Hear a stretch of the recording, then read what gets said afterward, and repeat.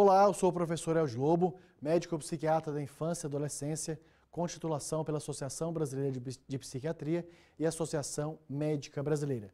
Essa é a mini aula Como tratar hipoatividade em crianças. Trata-se de uma mini aula como parte da divulgação do nosso curso de pós-graduação em Neurociências da Infância e Adolescência, na parceria que temos da Vida Mental, em que eu sou diretor, com a Universidade Paulista. É uma pós-graduação com certificação validada pelo MEC, Ministério da Educação e Cultura, em que nós formamos profissionais da saúde para atuarem em diferentes cenários de necessidades da infância e adolescência, de questões das neurociências, que vão desde dificuldade de aprendizado, uso de drogas, quadros depressivos e ansiosos, dificuldades em relacionamentos familiares, limitações cognitivas, necessidade de educação especial, trabalho no CAPS e no Centro de Atenção Psicossocial da Infância e Adolescência, ambulatórios especializados, enfim. Neurociência da Infância e Adolescência trata-se de uma pós-graduação que amplifica as possibilidades de trabalho no mercado. E como nós vamos tratar crianças, então, com hipoatividade?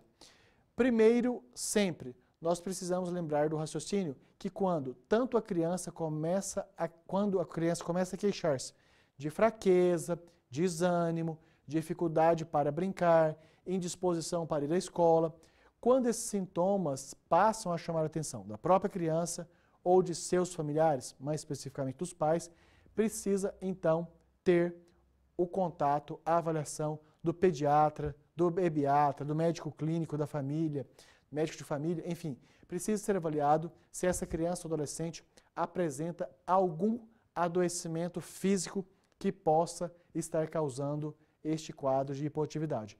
E são muito variáveis. Nós temos, por exemplo, anemia, hipotireoidismo, como sendo infelizmente, alguns casos de câncer que levam algumas crianças e adolescentes a ficarem indispostas, desenergizadas, indisponíveis para atividades prazerosas, lúdicas, escolares, de relacionamentos, de brincadeiras. Então, toda criança com essas características precisa ser avaliada primeiro pelo médico, que vai fazer história clínica, exame físico, solicitar exames laboratoriais, exames de imagem.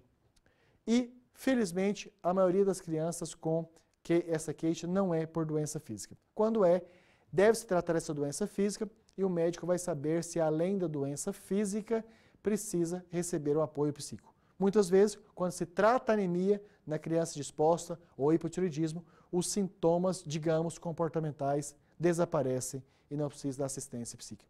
Em segundo lugar, se o médico descarta causas físicas, procura-se pelo uso de substâncias. Sim, alguns dos nossos pós-graduandos ficam constrangidos, envergonhados de perguntar, tanto para a criança ou adolescente, como para seus pais, se está fazendo uso de substâncias. Essa terminologia substância, nesse contexto, inclui drogas de abuso, maconha, cocaína, drogas lícitas, mas que são ilícitas para crianças e adolescentes, como álcool, tabaco, e também medicamentos. Existem alguns medicamentos que repercutem com sintomas psíquicos, como, por exemplo, corticoides. Tem crianças tratando de doenças reumatológicas, respiratórias, com corticoides que podem desencadear desde sintomas psicóticos até sintomas depressivos. De mania também já vi. Da mesma forma que drogas de abuso, como álcool, maconha, podem levar a sintomas depressivos e cocaína levar a sintomas, por exemplo, irritadiço, de irritabilidade, de intolerância. Desta maneira, estamos reafirmando que criança com hipoatividade, primeiro descarta a causa física, se não tem causa física, busca-se uso de substâncias. De novo, não há absolutamente nenhum constrangimento em fazer essa pergunta, faz parte do nosso trabalho. Se fica confirmado que a hipoatividade com o uso de uma substância medicamentosa ou droga de abuso ou não, que esteja causando, precisa fazer o tratamento específico e, no caso de medicações clínicas como corticoides, discutir com o médico prescritor a possibilidade de substituição, mudança de dose. Caso não seja por uso de substâncias, vamos para o terceiro raciocínio. A maior parte dos casos de crianças que estão com essa queixa de recusa de ir à escola, de redução do número de participações em atividade de brincadeira, que estão negando-se com os pais em visitas de familiares, que estão muito tempo, aumentar o tempo de sono, ou também o contrário, insônia, enfim, crianças que estejam com essa sintomatologia de hipoatividade, pode-se investigar com profundidade questões contextuais, que vai desde bullying na escola, a abuso sexual, a privação de afeto, enfim, condições, desadaptação à metodologia escolar. Nossa, como eu já vi casos de crianças que vinham aborrecidas, hipoativas, recusando ir à escola, não faziam atividade, tarefa de casa, porque havia uma incompatibilidade entre o perfil dessa criança ou adolescente com o sistema de ensino. Então, este é um contexto assim que deve ser avaliado com profundidade. Inclusive, sobre aquela dúvida ética, se pode avaliar a criança ou adolescente desacompanhado dos pais. Deve-se. Há algumas repetidas situações em que a criança ou adolescente vai expor as informações reais quando está em uma situação de segurança e não em contato com seus familiares ou acompanhantes de outra natureza, com parentes ou outros profissionais de saúde que acompanharam. No caso, por exemplo, de algumas crianças que vivem em instituições específicas. E, se não é, as condições reativas, então, são muito diversificadas e essas devem ser avaliadas. A maior parte das vezes em que trata-se de hipoatividade contextualizada com o motivo causal externo, há necessidade de abordagem psicoterapêutica com a inclusão de familiares, ou no caso cuidadores, para crianças que estão em instituições, o que muitas vezes a perspectiva futura, o prognóstico costuma ser, felizmente, ótimo. E nós temos uma situação, se não é por questões contextuais, vamos para o quarto raciocínio, do Folia D. Folia D não se aplica aqui academicamente e muito menos na prática para crianças e adolescentes com hipoatividade. Folia D é uma terminologia francesa que corresponde a delírio compartilhado, que são situações onde, por exemplo, o indivíduo que não tem nenhum adoecimento mental, em função da convivência com outra pessoa com adoecimento mental, passa a expressar aqueles sintomas. Mas quando separado, os sintomas desaparecem naquele que não tem a doença e apenas estava tendo sintomas em função da convivência. Então, Folia D é uma possibilidade que aqui não se enquadra, até porque na nossa cultura brasileira pouco se avalia estas condições. E nós temos a quinta, então, o quinto raciocínio. O quinto raciocínio, se está descartado Folia D, nesse caso praticamente de maneira automática, então nós vamos para uma hipoatividade de sintomas isolados de um adoecimento mental ou trata-se de uma síndrome psíquica, de um conjunto de sintomas psíquicos correspondente, por exemplo, à depressão. Então, se tem apenas alguns sintomas e se esses têm longa ou curta duração. Sintomas de curta duração, geralmente contato com familiares, com os profissionais da escola, coordenador pedagógico, professor, já é possível abordar e esses sintomas podem ser facilmente revertidos. Se tem uma duração mais prolongada e se fica caracterizado sofrimento importante. Sofrimento importante de crianças hipoativas inclui, por exemplo, redução do apetite e emagrecimento, dificuldade de crescimento ponderal, ou seja, a curva de crescimento passa a ter uma evolução diferente daquela esperada, redução da performance escolar, reprovação, conflitos com primos da mesma idade, dificuldade de relacionamento com os pais, mudança do padrão de sono, especialmente os extremos, ou redução muito grande da quantidade de sonos habitualmente dormida, ou aumento muito do tempo que fica dormindo. E, geralmente, chama bastante atenção da família, queda da performance acadêmica. Então, o tratamento nesses casos inclui o tratamento multiprofissional, especialmente nós temos, para crianças, uma preocupação muito grande com a prescrição medicamentosa. Mas sim, é possível. Tem alguns antidepressivos que já são considerados mais seguros na indicação prescritiva de receituário por parte de psiquiatras da infância e adolescência para essas crianças e adolescentes com sintomas depressivos. Por exemplo, o antidepressivo sertralina. E há de ter uma atenção muito especial com crianças e adolescentes, porque algumas vezes a expressão da sintomatologia depressiva não é clássica. Por exemplo, algumas crianças que têm como um dos primeiros sintomas do início do quadro depressivo a irritabilidade ao invés da tristeza, desânimo, que geralmente são mais, e diminuição do interesse ou prazer pelas atividades, que geralmente é mais comum nos adultos.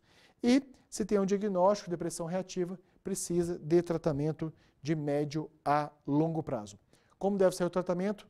Incluindo vários profissionais devido à complexidade de se tratar depressão em crianças e adolescentes e mais, porque a omissão nesse tratamento ou tratamentos incompletos, tratamentos que não sejam correspondentes à efetividade, podem levar essa criança e adolescente a ter prejuízos tanto mais imediatos, por exemplo, com a reprovação na escola, até prejuízos mais prolongados, como um nível de comprometimento cognitivo. Antes de prosseguir, uma outra observação. Da mesma forma que quando nós estamos avaliando, investigando depressão em adultos e precisamos estar atentos, lembrar-se da possibilidade deste quadro depressivo do adulto ser uma depressão como uma parte do quadro do transtorno afetivo bipolar, também em crianças, obrigatoriamente precisamos ter esse raciocínio. O que nós vamos trabalhar exaustivamente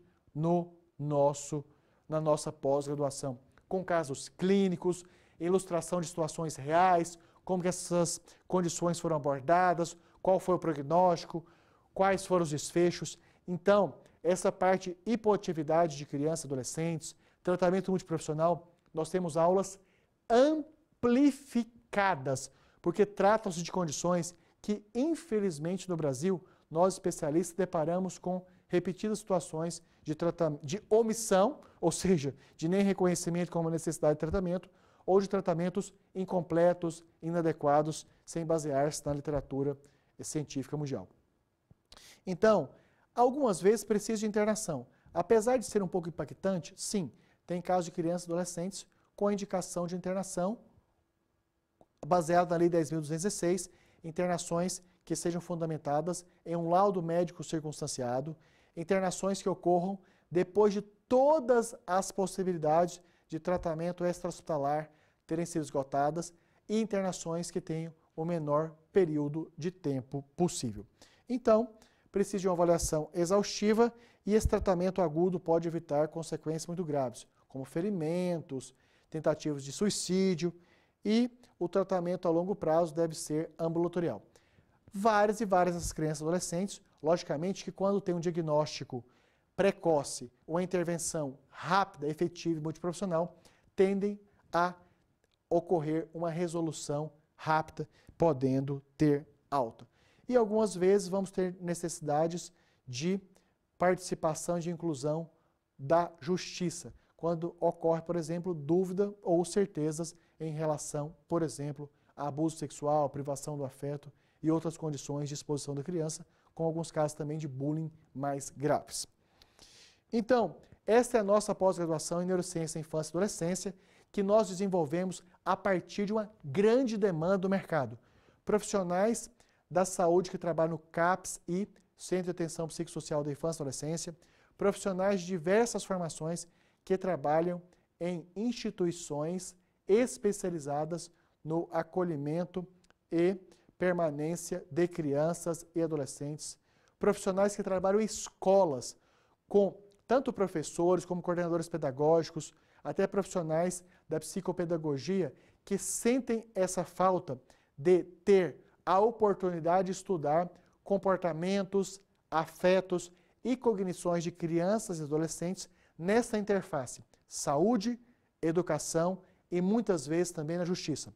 Porque profissionais que atuam na justiça, na educação e na saúde geralmente apresentam dificuldade até de linguagem consensual, em que muitas situações nós presenciamos o professor está querendo passar uma mensagem que o psicólogo entende outro, que o juiz tem dificuldade de compreensão na linguagem jurídica do que corresponde à intenção de comunicação ou do profissional da saúde ou do profissional da educação. Então, nosso curso tem essa grande missão de aproximar educadores, profissionais de saúde, operadores do direito, no sentido de que a criança e adolescente, os crianças e adolescentes, tenham o máximo possível seus direitos à saúde, justiça e educação preservados da melhor maneira possível.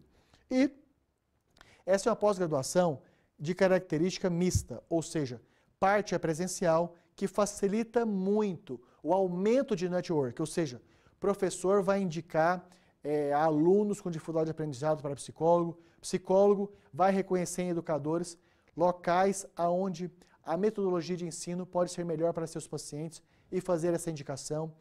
Professores e profissionais da saúde vão trocar experiências práticas, discutirem melhores modos de abordagem, enfim, há uma possibilidade de ampliação muito grande do network desses profissionais, ali na parte presencial, como troca de cartão, lembrança de concursos públicos, dicas de processos seletivos na mesma instituição que um está interessado e o outro já trabalha, enfim, muito legal.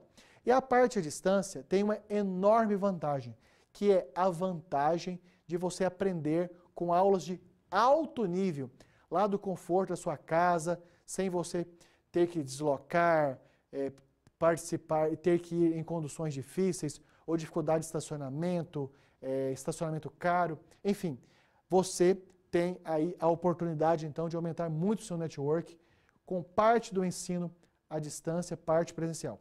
E mais, nossos professores, que são psicopedagogos, psicólogos, médicos, assistentes sociais, advogados, promotores, juízes, enfim, nós temos profissionais de várias formações altamente qualificados, pediatras e pediatras, altamente qualificados para transmitirem conhecimentos, tanto que os nossos professores apresentam característica especial, diferente da maioria dos cursos de pós-graduação, ou seja, são experts no assunto, tanto na perspectiva científica, porque escrevem livros, artigos, criticam informações científicas, participam de pesquisas e, além disso, atuam no mercado de trabalho.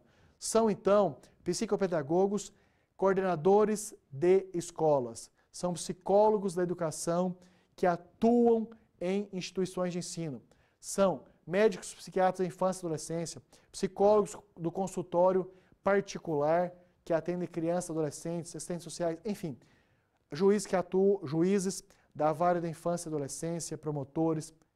Muito, muito legal que tenhamos, então, professores, mestres, doutores, especialistas entusiasmados com o processo de ensino e aprendizagem para passar informações que você, como pós-graduando, ao final de cada encontro, já possa tomar essas informações facilitadas e aplicar no seu dia a dia de trabalho, na escola, na clínica, no hospital, na comunidade terapêutica, na instituição especializada em infância e adolescência, no judiciário, enfim, em política de prevenção, atuação. Vamos, então, realizar essa pós-graduação enriquecedora. Até porque pós-graduações, várias pesquisas de mercado mostram, depois de uma pós-graduação, como a nossa, certificada pelo MEC, aumenta-se muitas oportunidades de você ser reconhecido como competente, participar de processos seletivos, concursos públicos, entrevista de emprego, de maneira muito mais competitiva, ativa, com grande possibilidade de ser o vencedor e a vencedora. E mais, sempre se pergunta sobre valores. A nossa política de valores ela é altamente democrática, facilitadora, ou seja, são mensalidades acessíveis, em que você trabalha ou você tem a oportunidade de ter parcelas de valores muito fáceis de serem pagos. Mesmo assim, Se você é ex-aluno, ex-aluna da Unip, ou, além de ex-aluno, ex-aluna da Unip, se você também trabalha em uma empresa conveniada, tem uma política de descontos da Unip que facilita muito o pagamento. Você tem o desconto em todas as parcelas do curso. Se você não é nem ex-aluno, nem aluna, nem trabalha em uma empresa conveniada, a Unip também tem uma forma de facilitar o seu estudo. Financiamento.